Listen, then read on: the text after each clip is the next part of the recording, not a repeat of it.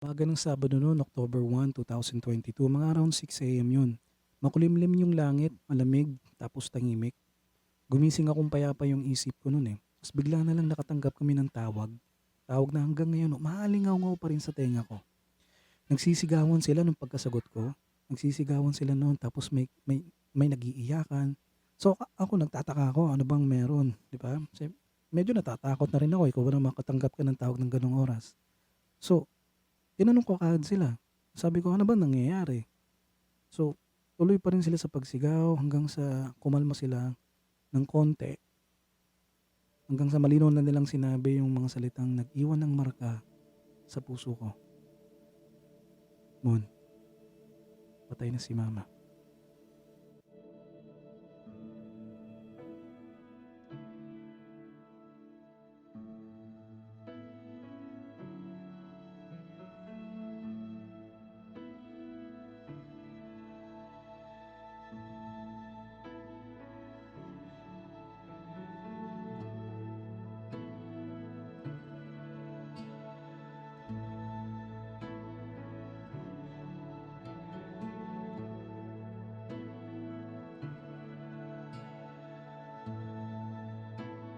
So, bumiyahe kami kaagad pa uwi dun sa lugar kung saan ako lumaki.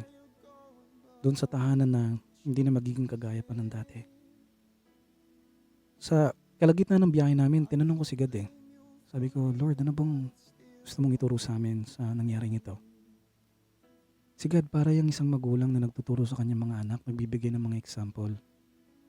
Nagbibigay siya ng mga simpleng halimbawa para magets mo kung ano ba yung gusto niyang sabihin sa'yo. Alam mo yung mensaheng binigay niya sa akin, dadaling ko yun hanggang nandito ako sa puntong ito. Kagaya ng ginawa niya kay Job, nagbigay si God ng mensahe kay Job sa gitna ng unos. Nakasakay kami sa barko noon, pumesto kami sa itaas para makita din namin yung mga magagandang tanawin. At syempre para makaiwas din sa hilo kasi nga malakas yung alon ng mga panahon na yun. So, habang naglalayag yung barko, nakita ko doon sa rutang dadaanan namin, meron ng malakas na ulan. May itim na yung langit, tapos ang lakas ng buhos ng ulan. Yung barkong sinasakyan namin, doon pa rin siya dadaan sa ruta na yun. Napatanong ako sa sarili ko, sabi ko, bakit hindi na lang umiwas yung barko doon sa ulan na yun? Yung malawak naman yung dagat. Bakit kailangan niya pang pumunta doon kung saan merong malakas na ulan? Yung tanong ko na yan, sinagot yan ng Panginoon. Bago isarado ng mga crew yung tolda na para humarang doon sa mga ulan, para di kami mabasa. Binigyan ako ni Lord ng mensahe. Sabi niya, yung buhay mo dito sa mundong to, hindi ka exempted sa hirap, sa sakit, sa mga problema, sa mga pagsubok sa buhay, sa kamatayan. Bigay ng example ng Diyos sa akin. Sabi niya, kilala mo ba yung kapitan nito? Ng barko na to? Sabi ko, hindi. Pero nagtitiwala ka na ingatan ka niya, hindi ka niya pababayaan kahit na duman kayo sa unos. Isip-isip ko, kung ano, bakit hindi ko natanong yun? Ba't bigla na lang kami sumasakay sa barko na hindi ko kilala yung kapitan kung baliw ba o ibabangga ba kami nito o kung ligtas ba kami makakaway. But anyway, we trust. Nagtiwala kami.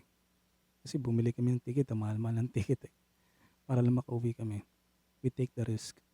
Sabi ni Lord, kung nagtitiwala ka sa kapitan na yan, kahit hindi mo kilala, para lang makapunta ka sa pupuntahan mo. Gayon din naman, ako yung kapitan ng buhay mo. Kung paano iniingatan kayo ng kapitan ng barkong ito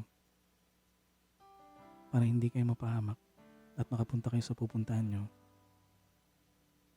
mas lalong higit na iniingatan kita, taalagaan kita. Oh, unti-unti na kaming nakalampas doon sa malakas na ulan. Unti-unti na din gumaganda yung itsura ng langit. Nawala na din yung mga itim na ulap. Habang napapalayo doon sa malakas na ulan na yon, biglang nagbigay ulit si Lord sa akin ng isa pang mensahe. Sabi niya sa akin, lumingon ka sa likod ng barko. Tanawin mo yung malakas na unos na dinaanan ng barkong sinasakyan mo.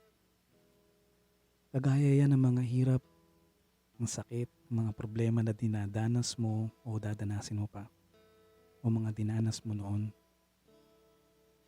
makakalampas ka. At darating ang panahon, tatanawin mo na lamang ito. Tatanawin mo na lang yung mga panahon na nahirapan ka, na umiiyak ka, kung saan, kung di mo alam kung saan ka lalapit, kung saan ka pupunta. Sa kabila ng lahat ng yan, sabi niya, ako mag-iingat sa'yo. Bumalik na yung ganda ng langit at nakikita na din namin yung kabilang isla kung saan dadaong yung barkong sinasakyan namin. Tapos binigyan ulit ako ni God ng isa pang mensahe. Sabi niya sa akin, tanawin mo yung direksyon kung saan papunta yung barkong sinasakyan mo. Malayo pa man yung isla pero natatanaw mo na. Hindi ba't napakaganda na meron kang magandang patutunguhan sa kabila ng mga pinagdaanan mo? Ganyan ang pangako ko para sa'yo. So naalala ko ngayon yung sinabi ni God doon sa Jeremiah chapter 29 verse 11. Sabi niya doon, sapagkat batid kong lubos sa mga plano ko para sa inyo, mga planong hindi ninyo ikakasama, kundi para sa inyong ikabubuti. Ito'y mga planong magdudulot sa inyo ng kinabukasang punong-puno ng pag-asa. Sa lahat ng mga dadanasin mo dito sa buhay na to, lagi mo tatandaan tong mensahe na to. Dumaan ka man sa iba't ibang klaseng pagsubok at problema, yung sa tingin mo na parang imposibleng lampasan, kung si God yung kapitan ng buhay mo, makakalampas ka doon. Darating ang panahon, lilingunin mo na lang yung mga alaala ng nakaraan. Magsisilbi na lamang yung litrato ng nakalipas na istorya. Dahil si God yung nag-iingat sa'yo, siya din yung tutupad ng mga plano niya para sa'yo. Kaya huwag kang malungkot. Dahil merong pag-asa bawat umaga.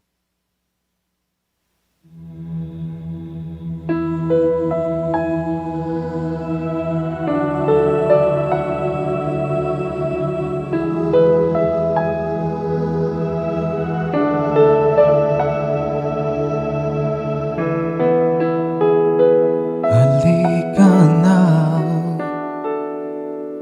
umikit limutin ang problema. Hihintayin ang umaga.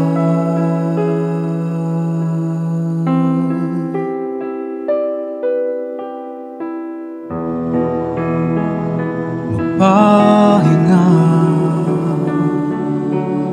panaginip ng kaliligaya. Darating din ang umaga.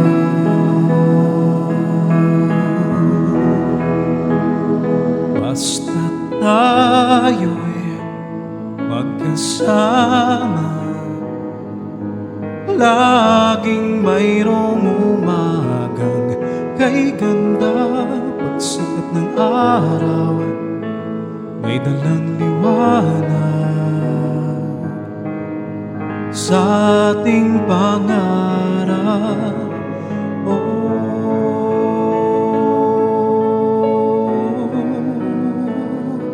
Haharapin natin, haharapin natin.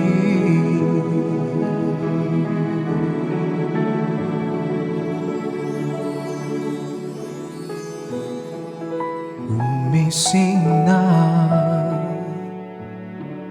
araw ng pag-asa'y narito na. Dumating din, harapin natin.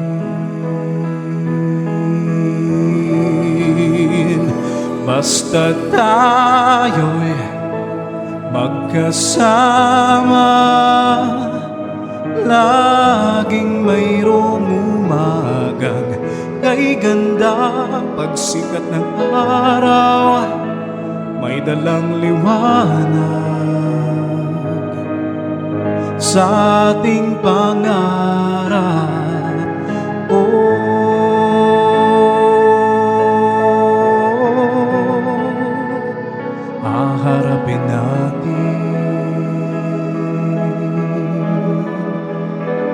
basta tayo'y magkasama. Laging mayroong umagang kay ganda. Pagsikat ng araw, may dalang liwanag sa ating pangarap.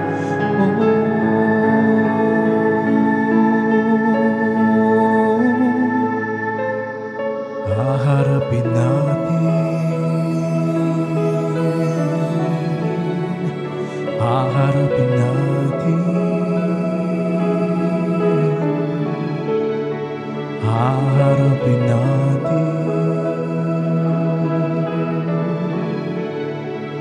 haharapin natin, haharapin natin.